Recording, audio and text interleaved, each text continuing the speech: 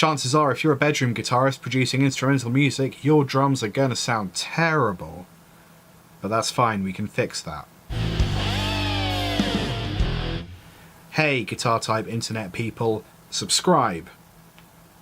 There it is, right on the money. Today I want to help you fix something that really bothers me, and it's a real problem with bedroom producers and bedroom guitarists creating their own music, often instrumental music, and oddly enough it has nothing to do with guitar.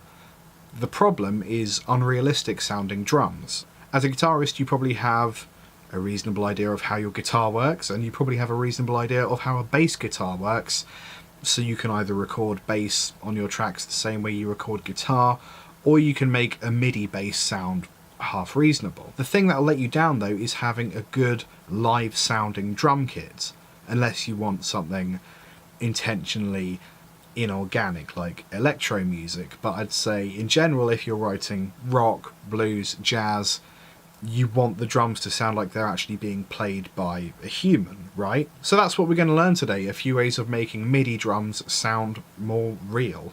Now, a lot of this is down to the quality of your samples and the flexibility of the instruments inside of your DAW. I use Studio Drummer by Native Instruments inside of Contact, and I'm really happy with it, but before I was able to afford Native Instruments, I spent years trying to get the default drum sounds in Cubase to sound like drums, or at least like drums that were being played by a person. Those kind of built-in default kits aren't amazing most of the time, but you can make them sound a lot better by just knowing a bit about the drums and how people play drums. You don't have to be an amazing drummer yourself, not at all. You just have to be logical about how many limbs a drummer has, how far away certain drums are from other drums, and what kind of rudiments a drummer will learn when they're actually starting out as a beginner on the drums, and how those influence their playing down the line. So let's jump into Cubase.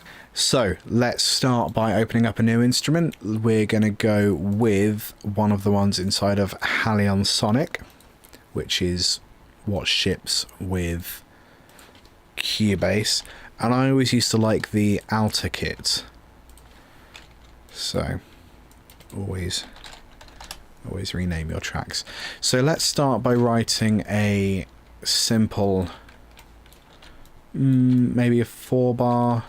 Well, we'll start by writing a single bar's worth of drums, and we'll see how we go on. Let's open up the MIDI editor. Fantastic. So, kick, snare, kick, snare. Can't get much simpler than that. So this kick is down here. There it is. That might be a bit loud for you. So kick is down here.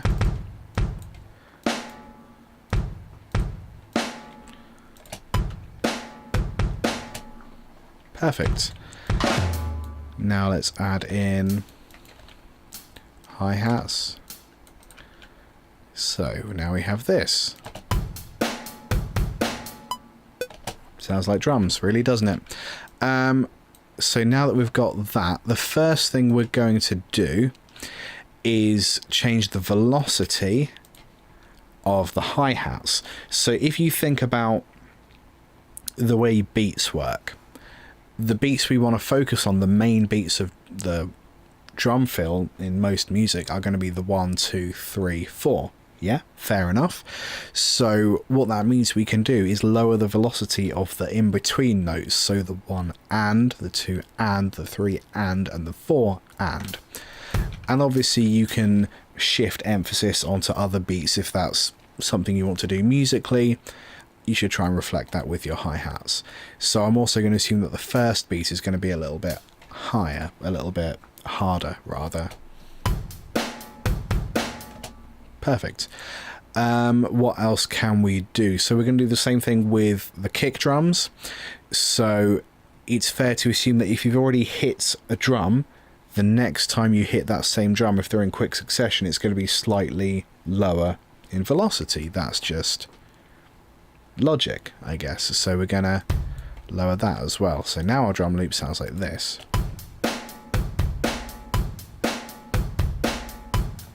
Cool.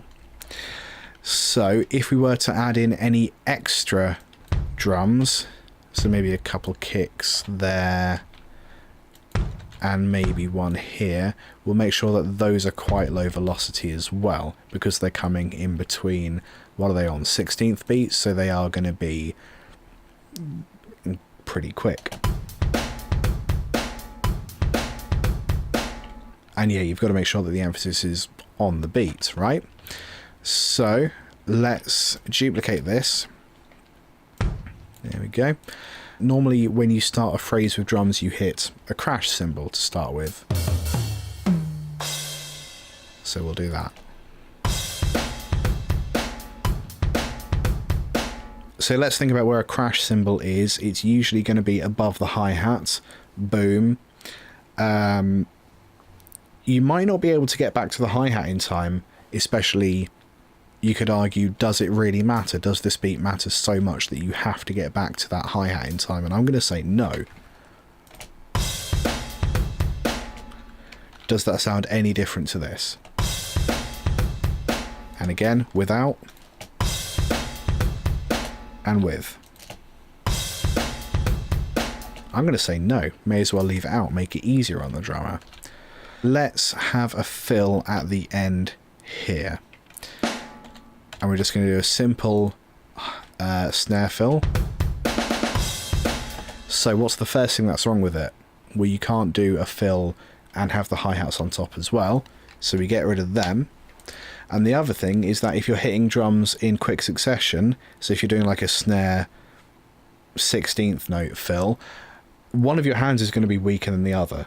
Again, that's just logic, and it's probably going to be the hand that, I don't know, for me it's probably going to be my left hand is weaker, even though that's the one I'm usually doing the snare with. But if I've only got to worry about hitting a note twice per bar, it doesn't matter. If I've got to then hit it in 16th notes, it kind of matters. So that my left hand is going to be weaker, so I'm going to go bum ka bum bum ka ka ka ka. So I'm going to start with my right hand, which is therefore going to be louder. So I'm going to lower the velocity on those two left hand ones and up the velocity on that first one ever so slightly. So now we have this.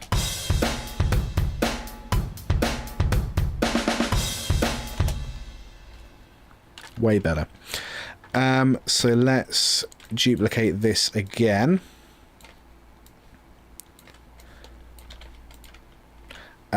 Yeah, we might use a crash cymbal at the start of this one, who knows? We might use a different cymbal. What I'm going to do now is a different kind of fill. Rather than taking up one beat, I'm going to take up most of a bar, perhaps. And I'm going to show you how a paradiddle works. A paradiddle is an exercise which you do with left and right hands on a drum kit. And it's basically that you go left, right, left, left, right, left, right, right. I'll demonstrate that for you with different drums. So let's say high tom is played with left hand and low tom is played with right hand. That's more of a middle tom, but yeah. So left, right, left, left, right, left, right, right. You could do the same thing on the same drum, but just change the velocity. But it doesn't sound as cool. So the second repeat of each note is going to be slightly lower. And then let's say we change down to that tom and the floor tom. It's not the most amazing thing, but it is at least based on something a drummer would actually do. Cool. Let's do something a little more interesting.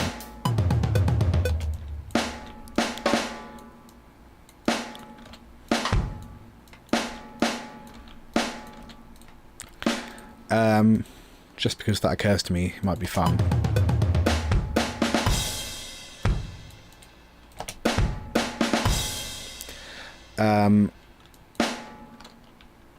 This one, I actually want to be a flam. A flam is where you hit 2 notes almost simultaneously. So let's... most drum kits come with slightly different sounding snare hits. I don't know if it's for a slightly different tuning. Obviously you'll have one for where the snare is turned off. Maybe we don't in this case. We have a rim shot there as well. But I usually use that just to indicate that, like, I might be hitting a slightly different area of the drum kit, because if you hit a snare drum in the center, it sounds different to if you hit it towards the edge. So that's what I'm going to try and indicate there. And the first one's going to be quieter because I'm using a different hand to hit that one first. So our fill altogether sounds like this. Cool. One way that drummers might indicate that a different section is coming up is by changing the cymbal they're playing. So we have options. We could either change to a ride cymbal or we could change to a crash cymbal. I'm just going to open the hi-hat. And rather than having... I'll show you how that would sound. What did I do? Yeah. I happen to think that when you have 8th notes on an open hi-hat, it sounds really busy and crowded, and I don't like it. Not a fan of that. So I would be inclined to get rid of those in-betweens.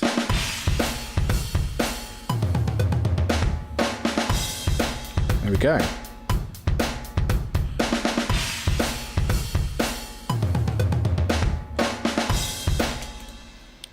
So, like I said, this isn't the most inspired drum fill, but you can base something off of that, something more interesting off of that. This is just a rudiment that drummers will already be able to play.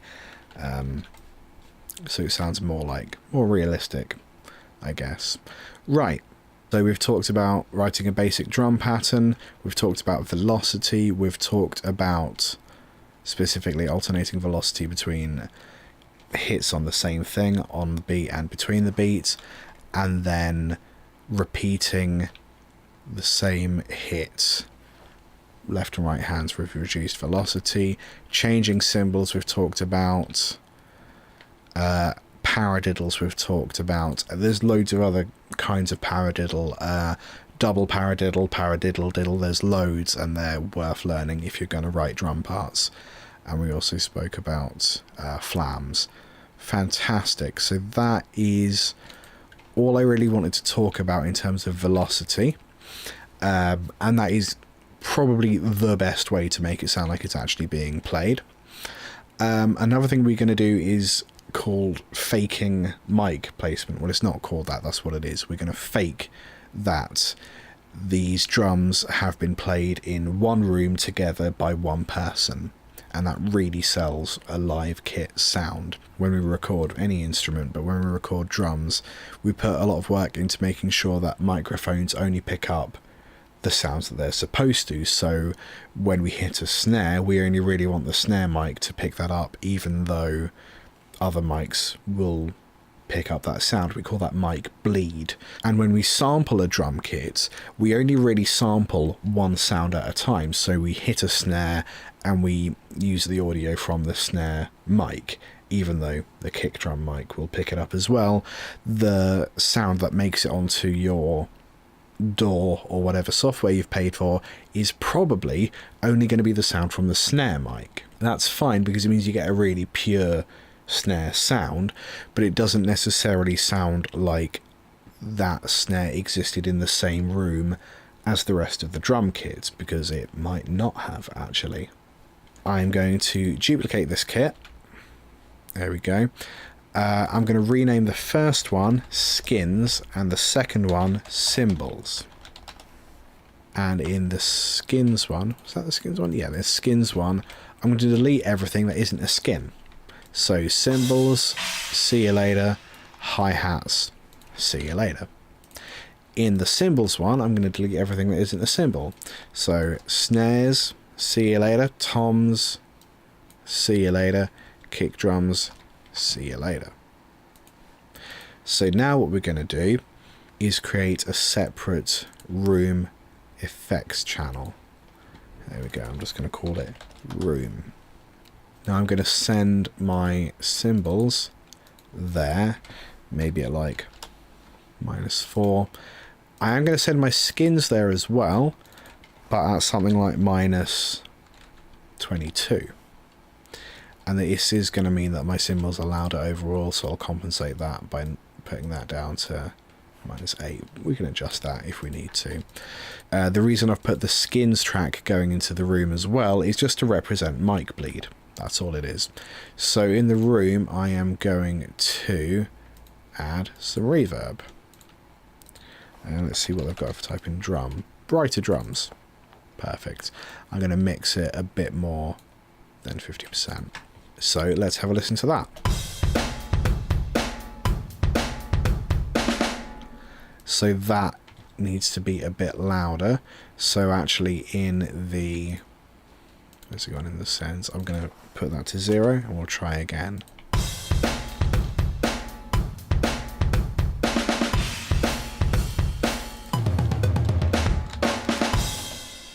Cool. So let's have a listen to the cymbals by itself. So we'll get rid of the room. I'll get rid of the click track as well. Then let's add the room in. Ooh, without the skins.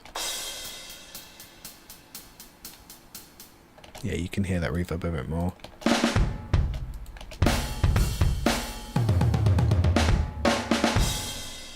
So what we've done here is we've replicated the overhead mics that would be recording the cymbals on the drum kit, and they would pick up toms and kick. We've represented that mic bleed by sending a bit of the skins to that room sound as well. What you would normally do is EQ that out. Not entirely, just a bit. So we're going to do that a little bit. So let's mute cymbals. And now let's solo cymbals. So look, there's nothing going on below 100. There's a bit more when we open those cymbals up. But it's all going on here, so actually we can get rid of that. Ooh, let's... and not really affect that area of sound. But it will affect the skins, right? So our new sound is this.